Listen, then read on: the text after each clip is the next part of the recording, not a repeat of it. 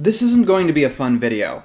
And yes, I know that this isn't the first time that I made a video like this, but each and every time that I do, I think that it's going to be the last time that I have to do this. Although, this time around, I'm fairly certain that this isn't going to be the last time either. Events over the past few months have pushed me and those I care about into a place where making such a video like this is inevitable. I'm going to talk about the internet harassment that I and people I know have been receiving. And I will be mentioning people by name. Call them trolls, haters, idiots, aggressive critics, might hate them, I don't care. This is at a place where it needs to stop. Back in 2014, I made an editable animation on the Shane Kozen poem Troll, and in it, I said some things that people found contentious. The most infamous statement within was that I believed that trolls and cyberbullies were the same thing. Do I still believe that? I'll let you come to your own conclusion by the end of this video. I mean, back then, I probably didn't have much of a leg to stand on with that opinion. Back then, my biggest troll or hater or whatever was, what? Clay Claymore? He was, or is, a person who decided that someone spending their internet life on animation was so pathetic that he needed to dedicate his internet life to bitching about people who bitch about animation. He originally talked about Ben the Looney, but as I got more well-known, he switched to talking about me, and was probably where my first few waves of trolls came from. And Clay Claymore is one of those trolls who, yeah, the old adage of don't feed the trolls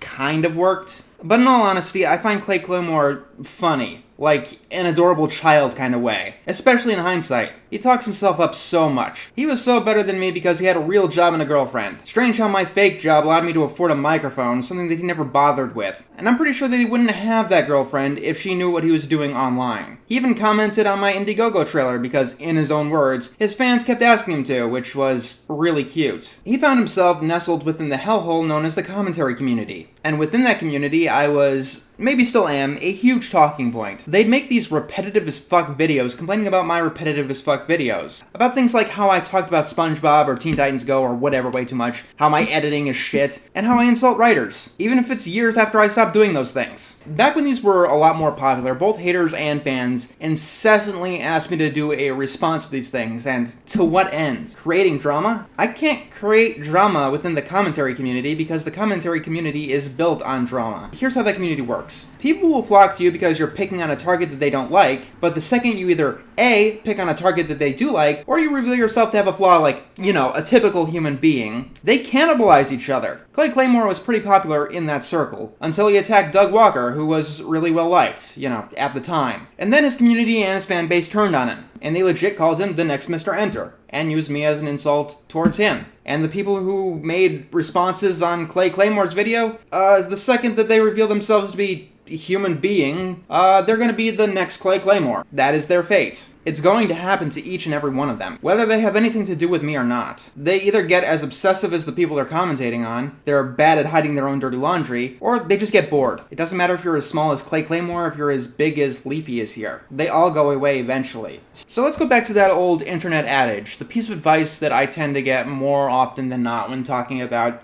haters, or harassment, or trolls, or whatever. Nebulous negativity online. Has it worked here? I'm going to say, not really. Maybe a specific commentator would stop messing with me when they got bored, but the commentary community as a whole is still going, well, strong is not the correct word. But they're still picking up on any little thing to try and create drama. Sure, some die out, but the Clay Claymores give ways for the Turkey Toms. Right off the bat, I love how many of them use my actual face and visage like it means something. Like, Encyclopedia Dramatica has this thing where when you know someone's actual full name, Encyclopedia Dramatica calls this the power word. Like it means something. Or like they're fucking Odysseus. The video that Turkey shows is from when I was talking about, or more or less riffing, a PSA made by Autism Speaks, an organization that seems to hate autistic people more than Kiwi Farms, which is impressive, especially because they have the front of a charity. But beyond that, Turkey Tom is a child. Mentally or physically, I don't know, but he is a child. And truth be told, I didn't even want to make this video, but oh wait, yes I did, because once again, Mr. Enter has shown that he is an incompetent fool who has no idea what he's doing whatsoever. Tit for tat, as you will. Basically, he makes poorly done reviews of cartoons and steals jokes from infinitely more successful YouTubers in an effort to gain some notoriety of his own. Says the guy who has stolen jokes and criticisms from Mars Reviews and Rebel Taxi verbatim. The word of the day, boys and girls, is projection. Seriously, dude, your critiques ripped off from Mars Reviews are painfully obvious.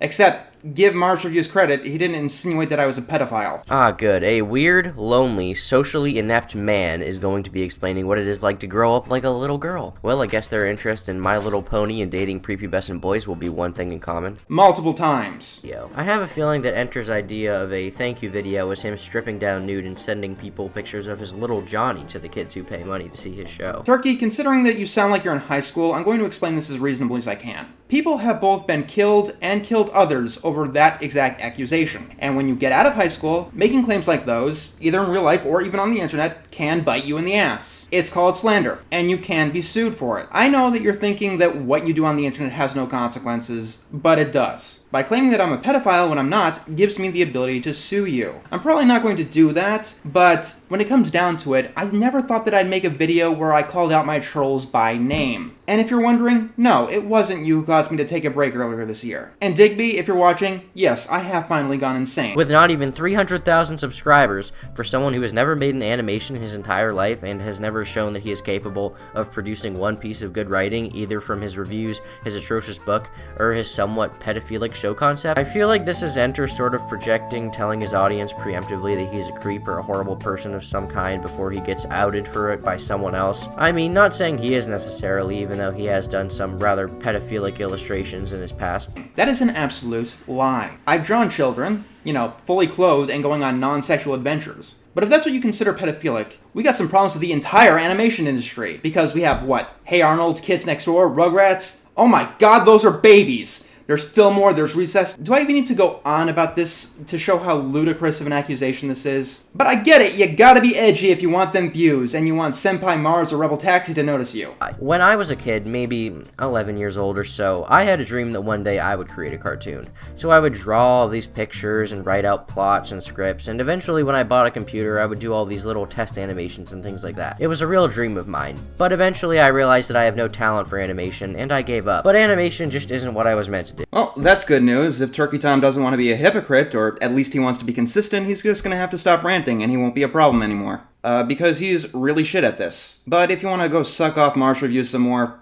I'm not going to stop you. So, going back to Don't Feed the Trolls. Turkey's existence is what I've got by not punching back. And I'm running out of reasons not to punch back. These people commentate on whoever they want because they think these people are not going to respond or fight back. But one day, the bear will bite back. Not just me, but maybe somebody else. So many of them just want to keep shit-talking, and they're doing it to someone they think will not respond. And for a few years now, I haven't. But I'm at the point where I have no choice. I've always known that Don't Feed the Trolls doesn't work. Take a look at my DeviantArt page, for instance. So, what someone likes to do is make an account, comment on my page with anything really. It could be a string of nonsense, a Wikipedia article, or maybe they'll go for the porn or gore and just rapidly start spamming. I quietly block them and mark their spam as spam. That account eventually gets deactivated. However, it's really easy to start a DeviantArt account. Some would say too easy. And maybe it's more than one person, maybe it's the same guy, I don't know. But do you know how long this has been going on? This has been going on for at least 3 full years now.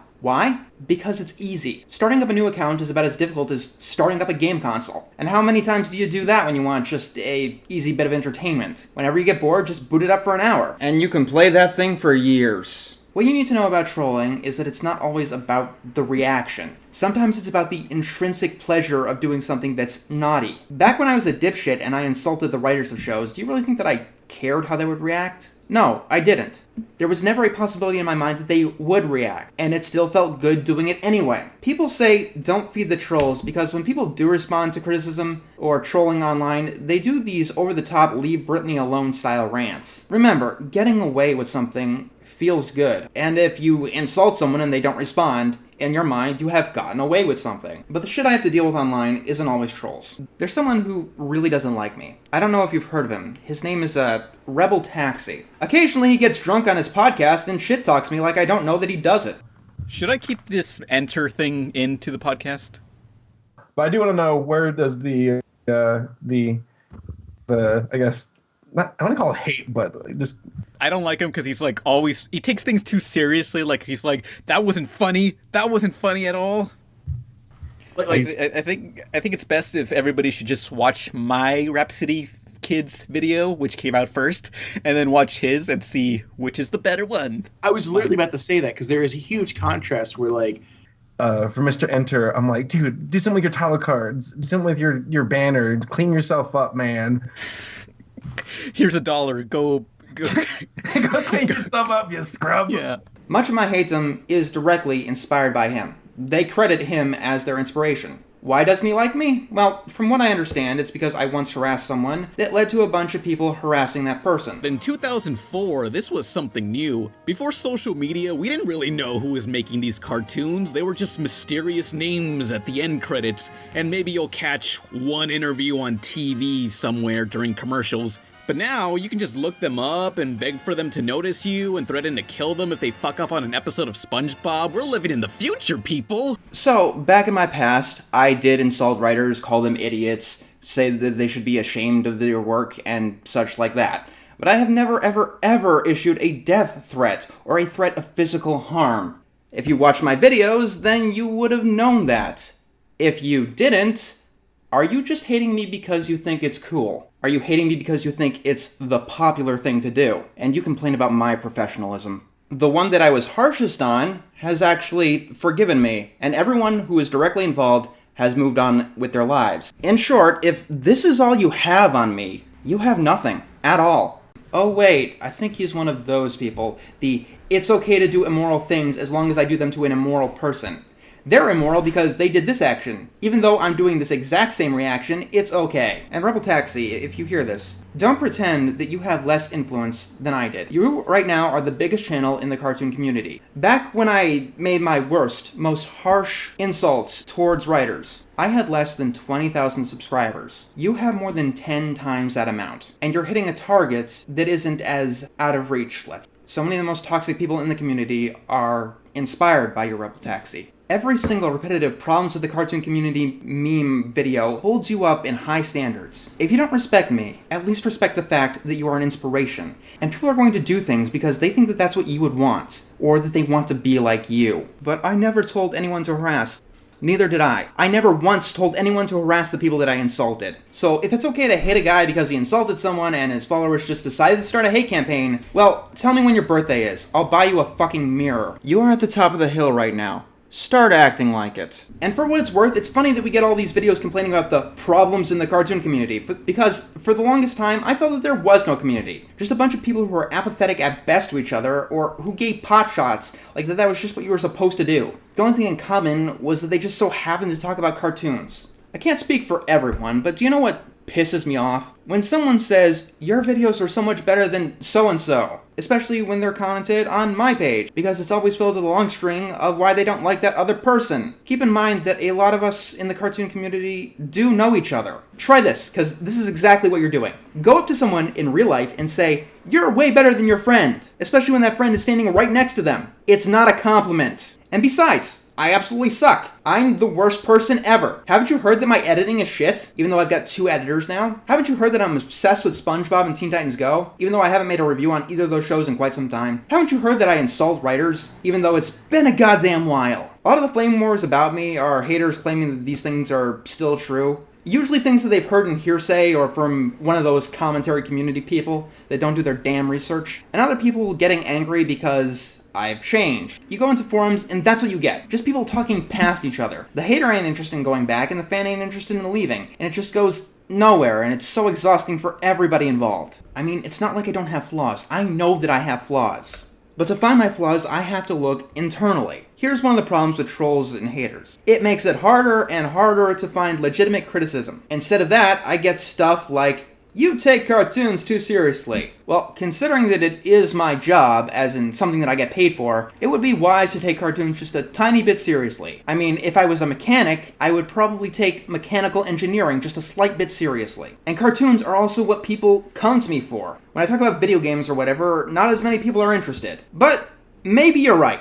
Maybe one day I should make a new style of animated atrocities. The video will be like this. Hey guys, the internet told me I was taking cartoons too seriously, so from now on, this show is going to be about interpretive dance. I hope you enjoy. What they probably mean is that I'm obsessed. I'm not obsessed with cartoons. I do other things. I play games. I watch live action shows. I read books. I go on walks. Cartoons are my job, not my life. You want to see something? My book currently has 2.7 or 2.8 stars on Amazon. Do I deserve it? I don't know. Maybe it's the worst book ever. I legitimately have no idea. But when criticism I get is things like autism out of 10 or I had a ghostwriter, it's hard to know if anything is in good faith. Let's take a look at some of the more infamous reviews right now. With this being said, Growing Around Party Panic was thoroughly an unpleasant read. To be fair, I had only read the first 2 chapters. However, it only took 2 chapters for me to realize the Thunderdome of suffering I occupied. There are 11 chapters in my book. Imagine if I reviewed a movie after only watching 10 minutes of it. Even movies and cartoons that legit trigger traumatic feelings, I persevere to the very end. Sally, the main character, is also absolutely disgusting. She wipes her grimy, chocolate-stained face right onto her blouse, rolls around in mud, and apparently has weekly baths, though I hope to God that character was joking when she said all that. This all happens in one day, with nothing to imply that she's even taken the time to wash her greasy hands.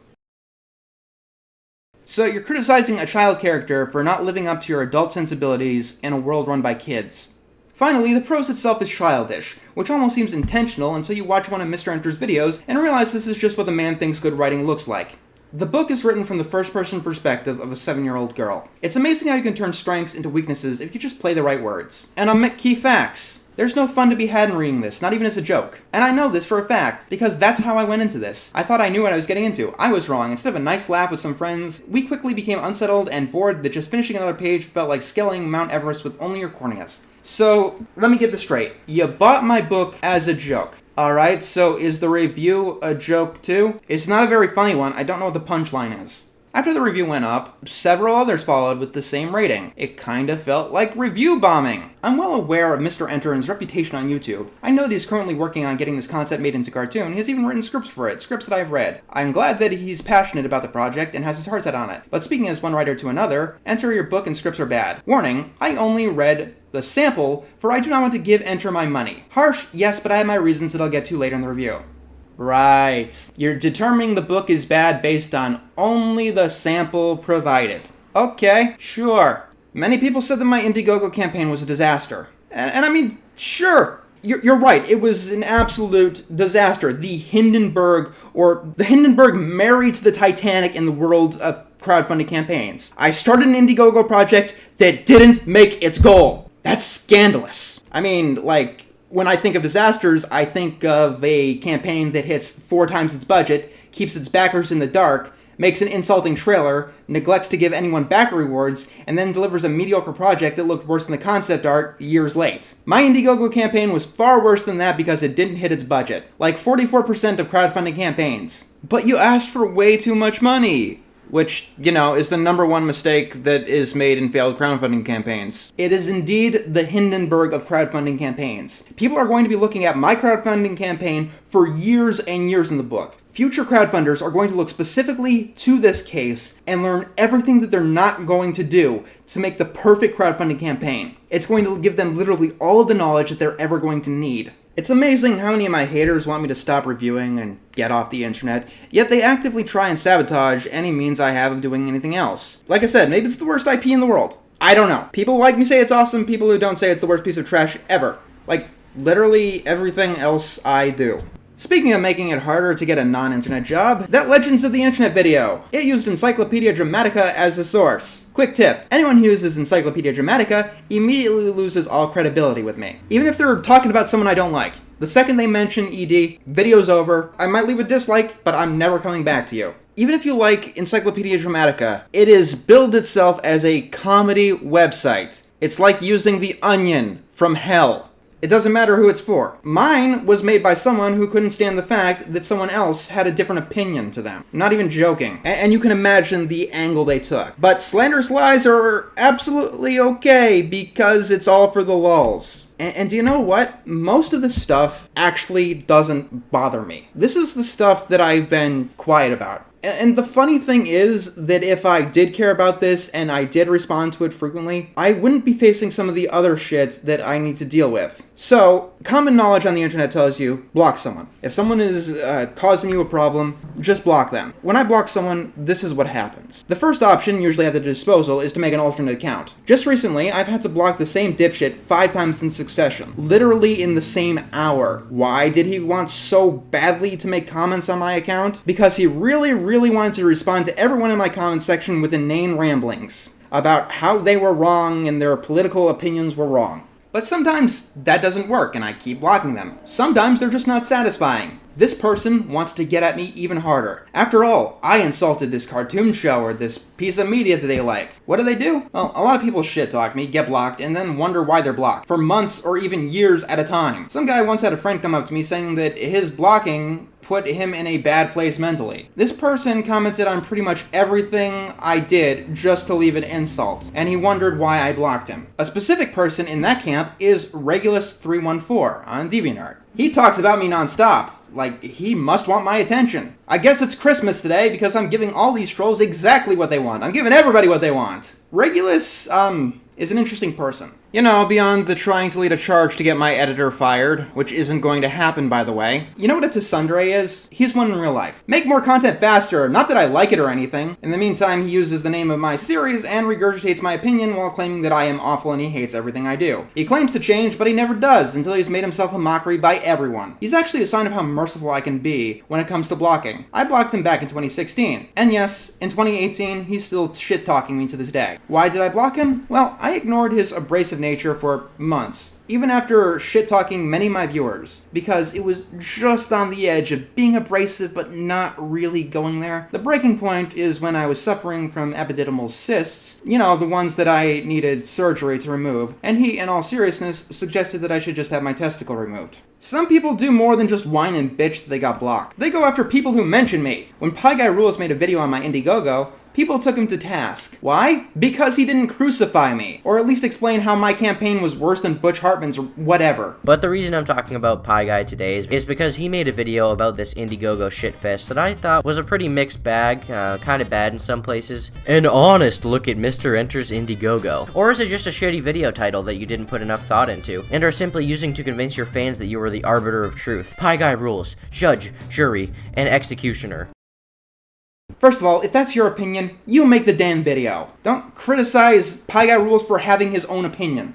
And don't rely on someone else to regurgitate your opinion. Like, I don't know, I'm just getting kind of sick of my name being Voldemort, with everyone going fucking crazy whenever it's mentioned. Especially because it gets worse. If that's not enough for them, they'll go after people that I do know for the sole fact that I know them. I talked to a friend recently, years after we've had anything to do with each other publicly. She told me that people are still asking her if she has any dirt on me. But it could be worse, I suppose. Did you know that my editor was doxxed? For the sole fact that he was my editor? I mean, a lot of people have threatened to dox me, or those that I know. Like easy peasy. The mysterious Mr. Enter may very well be, bar none, the worst reviewer on all of YouTube. But despite all of the vitriol surrounding him, I was able to find very little actual juicy drama that he was involved in, to the point I considered going out of my way and personally trying to dox him, just to maybe not publish the dox, but maybe somewhere in there I'd find something that's actually interesting. And apparently he's not the person who doxed me or my editor, but apparently he knows this person. He's also an Encyclopedia Dramatica moderator, and they say that site is about harassment. The artists that I work with tend to get some especially harsh criticism. Is it in good faith? How the fuck should I know? A lot of it does seem like obvious bullshit, but they don't know this. I guess that's what you get for associating with the Antichrist.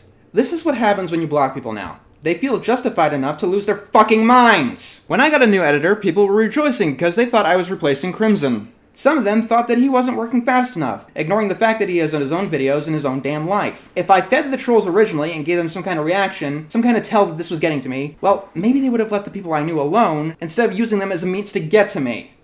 I mean, how bad could it really get? Well, there was one script kiddie who spoofed my email, routed it to a spam bot, and sent repeated terroristic threats to any country they could find, insulted people that they didn't like, and issued DMCA takedowns. That one actually got the FBI to my door. Let me guess, you think I'm joking? There's no way in hell it could get that bad. I mean, here's my email correspondence with someone who was affected by this person, and here are many of the no-reply emails that I'd gotten. The websites usually get back when you submit anything. The names of these people may change. SpongeBat, Jinbo. The shows they get pissed over me for hating, they also change. SpongeBob, Breadwinners, Teen Titans Go, Family Guy. Doesn't really matter. I block one of these guys, the same guy in a different skin is gonna come back in a few months. Or hell, tomorrow with how the frequency is increasing. Let me put this out there. It is okay to not like me. It's even okay to criticize my actions, or what I create. But if you're so obsessed with someone that you think you need to attack them, or destroy them, or whatever, because they have a different opinion about a cartoon than you do, you are the person with the problem and you need to seek help. In my half a decade of doing this, I have never gotten a show canceled. I am no threat to your precious show, your life, your peace, or your well-being. I ask you to be the same towards mine. You just don't like people criticizing you. Well, maybe, but the people who like me can be pieces of work themselves too, and they're not getting off the hook. You know, like the girl who said she would jump off a balcony if I didn't say that I loved her. But we'll be talking about my cyberstalkers a little bit later. First, many of the people who follow me are on the inverse scale of the last thing I mentioned. They like me because I praised something that they liked, or I gave a negative review to something they hated. They see me as some kind of validation, and they need to see me as flawless, or that might weaken their defense, or their self-esteem, or whatever. I want to make it clear. If I've never said to my viewers, think for yourself and form your own opinions, that's because I thought that came standard, like going into a chess match and expecting not to get punched in the face. There are some things you shouldn't have to say. And I have said that I hate it when people just post my reviews or quotes that I've said verbatim, because it's on equal footing to when someone just copies the words of someone else as a way to rebut me. You know what we learned in grade school? Put things into your own goddamn words. One of my friends told me to my face that my fandom scares them. And yes, some of them can get quite obsessive. A lot of people continually ask about me towards other reviewers, and as such, I do believe that has pushed them further away. I believe that there are people less willing to deal with me because my fandom has gotten out of control. In fact, right now I have a cyberstalker. Not my first, actually, believe it or not. No, the first one was the I'm gonna jump off the balcony person. This person, I became aware of their existence around February, and their last comments were, as far as writing the script goes, yesterday. I have blocked dozens of accounts. For some reason, these guys all like to pull the I'll kill myself if you don't love me card. So, you're not creative or special. Every single one has pulled that card. You're just a dime a dozen crazy that I want nothing to do with. So, let me ask a question, just out of curiosity. What should I be doing about this harassment? Yeah, don't feed the trolls, I know. I mean, I can block people all day and night. I could block everyone on the internet, but it doesn't really stop the rumors that spout up about me, the legal slander, the people targeting people I know, blasting anyone who even talks about me, the people who use alternate accounts and proxy servers to circumvent IP bans, sock puppets, cyberstalkers. Maybe you should contact law enforcement, he says, thinking that I haven't tried that. You really think the police give a damn? The police around here barely give a shit about in-person stalkers. On both sides. I'm not special. For the love of God, I'm just someone who makes videos on the internet. That is it. I don't understand why any of this has happened. Yes, I made mistakes, but there are people who have done far worse shit than I have done, far more obsessively. I just make videos on cartoons. And yet, if I so happen to decide that one day I can't take it anymore, there will be people cheering. There will be celebration, and I know this for a fact. Why don't I have a P.O. box? Because I have a reasonable fear that someone is going to be so deranged that they're going to put a bomb in it. Did I do anything? I called a guy an idiot. A guy who's moved up in the industry, and I probably don't occupy any space in his mind anymore. I try to make a cartoon show. Some people get it, some people don't. You know, like a lot of shows, like Adult Swim's entire repertoire. You want a fun fact? I mentioned Kiwi Farms back earlier in this video. Kiwi Farms is a website dedicating to harassing people and documenting everything they do, building a more complete dossier of them than the FBI. They claim to have standards, like, they say, don't pick on minors, but if you're an adult that did some things as a minor, it's fair game. Or if you're trying to defend one of their lol cows and you are a minor, you're still fair game. They are tied to getting a pedophile caught, but they're also tied to someone committing suicide because of their harassment. That is their existence. They find people who may be strange or even insane, and they find camaraderie laughing at them and making fun of them. The drama that I've been talking about for this entire video was too toxic for that website that they had to essentially bury their page on me. So if you're ever in their neighborhood, be sure to send them my regards. Oh wait, the common complaint is that most of my audience is kids, and they're not allowed to make fun of kids. But hell, they're not about harassment either. They have standards. They'll probably live up to them. It is the only time that not feeding the trolls has ever done anything for me. One time, in contrast to the dozens of other stories that I've told, and the even more that I haven't. And it's not like my silence directly did anything. They decided to play with the hand grenade known as my name.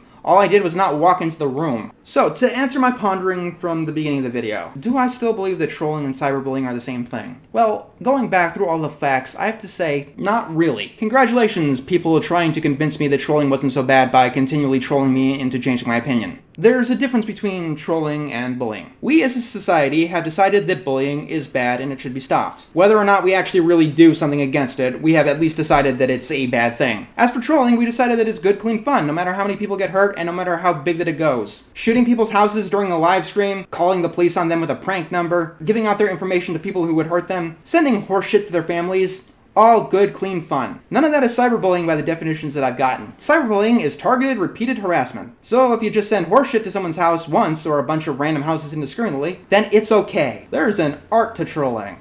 Just saying fuck you is what plebs who think they're trolling do. Okay, let me stop you right there. There used to be an art to trolling, if that's even true. But because you guys are so elitist that you didn't bother trying to combat this, this is what trolling is now. Saying I'm going to kill you to people you don't like. That is the definition of trolling. That is what it is. You didn't stop it? That is the definition. Congratulations. They are intertwined. You can't change it now. It's too late. That's the way it is. So often, people around me told me to stay quiet about all this. And I did. And it just got worse and worse and worse. There's a reason that internet censorship is getting more and more steam now. The normies want this, because they don't want to deal with your fucking bullshit! And they're tired of hearing, get off the internet if you can't take it. In modern society, the internet is just as important and useful as a car. And for most people, that is a necessity. Yeah, you know the phrase, get out of the kitchen if you can't stand the heat? It's a great phrase, unless you're the dipshit with the match. People are no longer able to just get off the internet. People have jobs that rely on using the internet. People try to have reasonable discussions on the internet.